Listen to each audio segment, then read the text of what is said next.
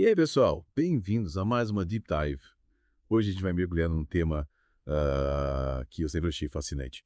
Como os jogos, em todas as suas formas, moldaram a nossa forma de entender o mundo e principalmente a nós mesmos. É um tema bem amplo, né? E para essa exploração, a gente uniu um material bem diversificado que vocês mandaram, que vai desde, sei lá, filosofia antiga, matemática, até inteligência artificial e tomada de decisões. É muita coisa. E o que é legal disso tudo é que os jogos, eles vão muito além de um simples entretenimento, né? Eles acabam funcionando como um reflexo, um espelho da forma como a gente pensa, como a gente gera conhecimento, como a gente lida com o desconhecido. É tipo, a gente olha para os jogos e vê um pouco da nossa própria história ali, né? Exatamente. Nossa missão hoje é justamente investigar como essa relação evoluiu ao longo do tempo. E para isso, a gente vai começar com conceitos bem básicos, tipo qual o papel do acaso, qual o papel da lógica. E daí a gente vai navegar por áreas tipo guerra e economia. E vamos poder chegar na nossa própria percepção sobre o que é inteligência, o que é ética. A gente vai tentar entender como os jogos moldaram a nossa visão sobre essas coisas, né? Exato. Então se preparem porque a gente vai dar uma boa viajada hoje. Com certeza. E a gente vai começar entendendo como o jogo, desde o início, era uma forma de explorar o desconhecido. Ah, interessante. E aí a gente conecta isso com a própria evolução da inteligência, né? Porque quando a gente brinca, a gente está testando o que a gente não sabe, De forma segura, né? de forma segura, num ambiente controlado. É como se fosse um laboratório. Tipo ensaio para a vida real, só que sem consequências sérias, né? Exatamente. E aí a gente vai testando, vendo o que funciona, o que não funciona. Me lembra até o papel da mutação na evolução, sabe? Tipo, várias tentativas e o ambiente vai selecionando o que é mais vantajoso. É uma boa analogia. E se a gente olhar para a história, a gente vê que os jogos eles sempre tiveram essa ligação com a adivinhação. As pessoas tentavam usar os jogos para prever o futuro. Faz sentido, né? E aí, Tipo, jogo os dados, as cartas e vejo o que o destino me reserva. Exatamente. E aí entra a ideia de sorte, né, que também é um conceito muito ligado aos jogos, e tudo isso era usado como ferramenta para tomar decisões. Uma forma de tentar controlar o que a gente não controla, né? De tentar reduzir a influência do acaso. Mas aí o que eu acho mais interessante é que a gente usa metáforas para entender tudo, né? Inclusive a gente mesmo. E aí a gente viu aquela diferença, né, entre o Skinner, que acreditava que a teoria não muda o objeto de estudo. Certo. E a ideia de que as pessoas aprendem, mudam suas crenças sobre o mundo e isso afeta suas ações. Essa é uma distinção importante, porque diferente de um átomo, por exemplo, que segue as leis da física independentemente do que a gente pensa. Nós, seres humanos, somos agentes ativos.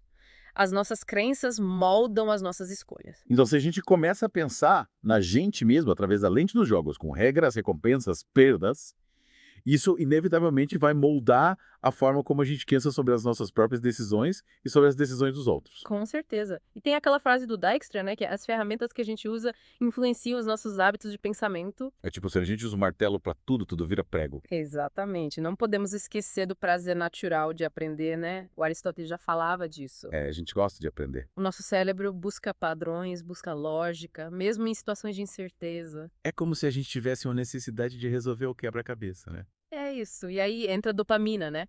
Que é aquele neurotransmissor ligado à recompensa.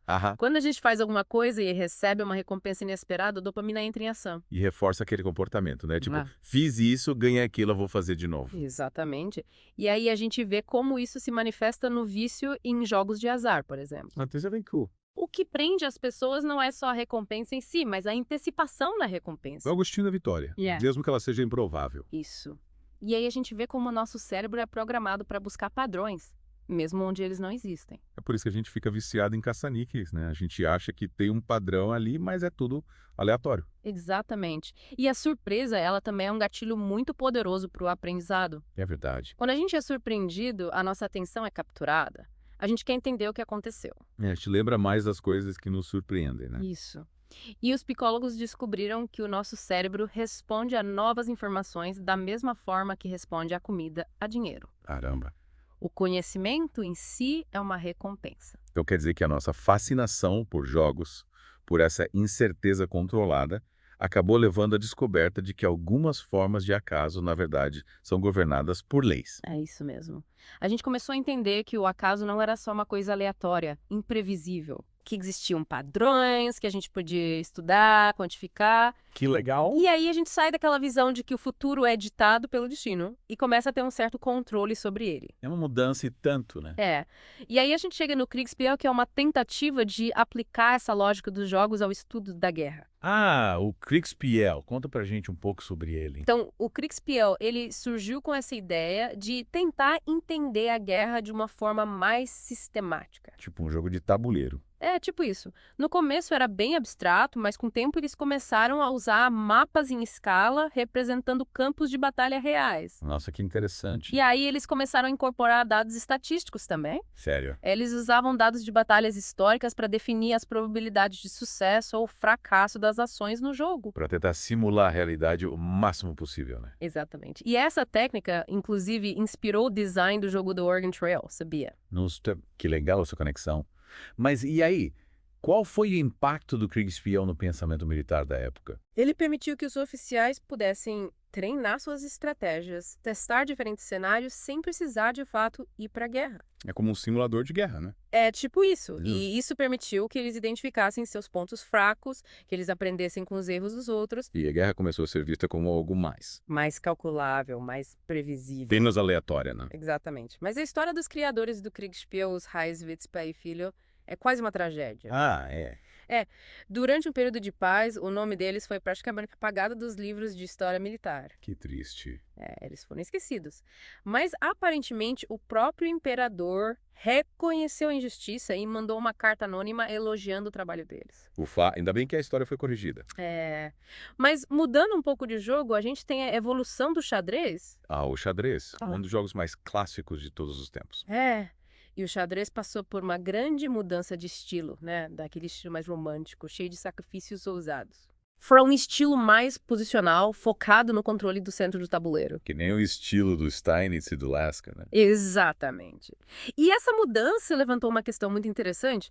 Será que xadrez, antes visto como um jogo imprevisível, era na verdade um jogo calculável? Será que existe uma melhor forma de jogar xadrez? Essa era a pergunta. E aí surge a teoria dos jogos, criada pelo Von Neumann e pelo Morgenstern. Ah, a famosa teoria dos jogos. E o que ela propunha? Ela tentava formalizar as interações humanas de uma forma matemática, sabe? Tipo, criar uma fórmula para prever o comportamento das pessoas. É mais ou menos isso. Eles queriam entender como as pessoas se comportam em situações estratégicas, em que as suas decisões dependem das decisões dos outros. E isso se aplica a jogos, à economia, à política. A tudo, basicamente. E a teoria dos jogos teve um impacto enorme na economia, né? Mas no começo, os economistas resistiram um pouco a essa ideia, né? Eles achavam que a economia era complexa demais para ser reduzida a fórmulas matemáticas. Mas com o tempo, a teoria dos jogos foi conquistando seu espaço. Foi. E um dos conceitos mais importantes da teoria dos jogos é o equilíbrio de Nash. O equilíbrio de Nash. Explica pra gente o que é isso.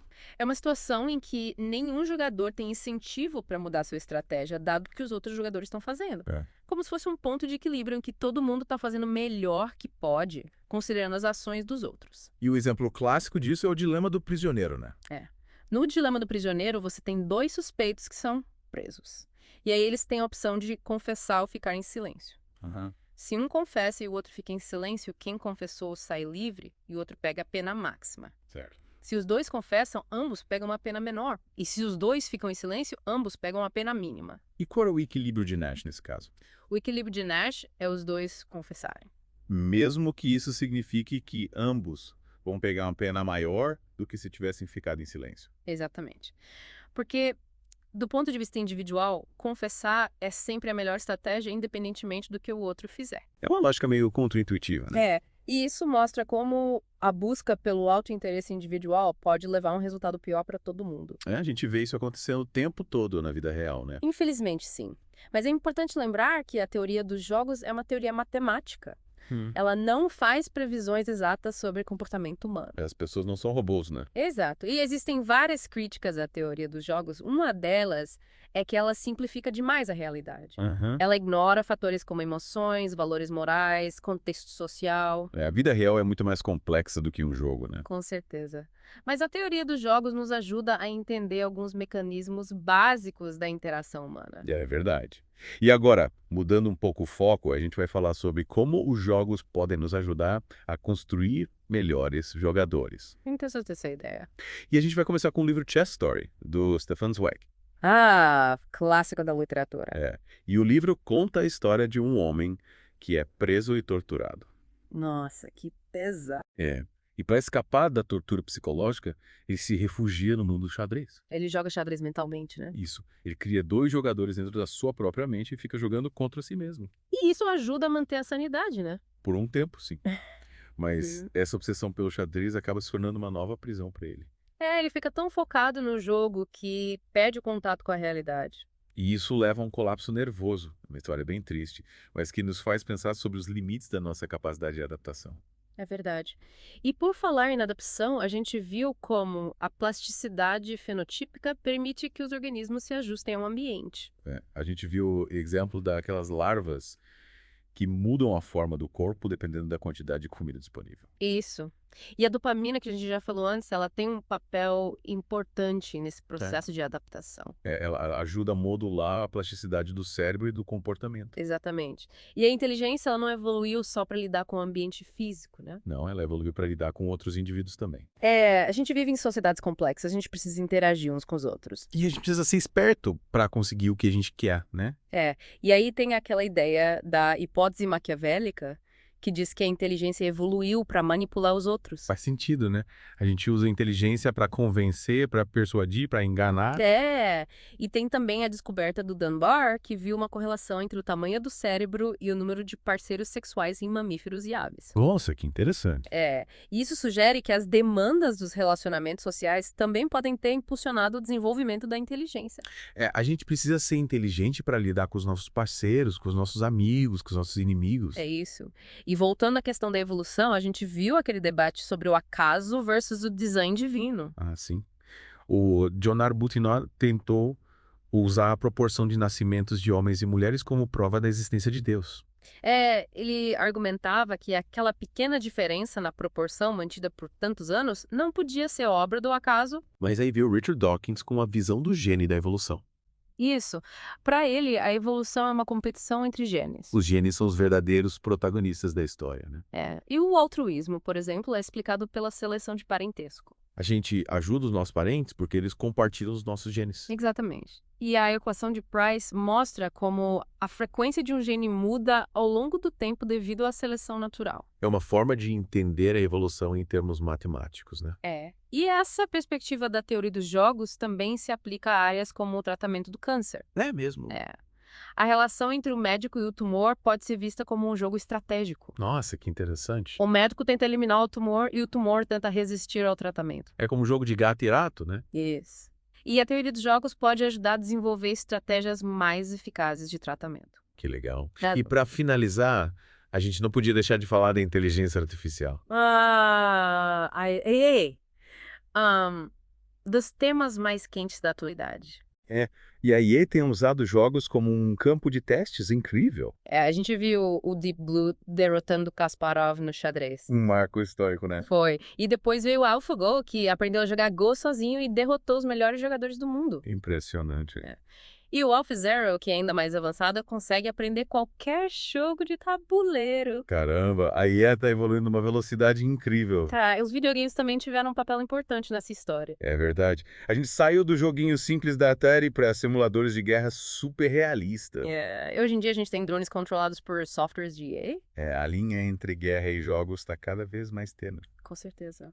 E por fim a gente viu como os jogos são usados como metáforas para a sociedade. Desde a Idade Média o xadrez era usado como uma alegoria da vida social. Isso. E hoje em dia a gente tem jogos como SimCity que simulam o funcionamento de uma cidade. Esses jogos nos ajudam a entender como sistemas complexos funcionam, né? Ajudam. E eles também podem influenciar a forma como a gente pensa sobre políticas públicas. A gente pode testar diferentes políticas no jogo e ver quais são as consequências. Exatamente. Mas é importante lembrar que esses jogos eles são baseados em modelos simplificados da realidade. Eles não capturam toda a complexidade da vida real. É verdade. Mas eles são ferramentas poderosas de aprendizado e reflexão. Com certeza. Bom, pessoal, essa foi a nossa Deep Dive de hoje. A gente viu como os jogos moldaram a nossa forma de entender o mundo e a nós mesmos. A gente explorou um monte de ideias interessantes, né? E exploramos.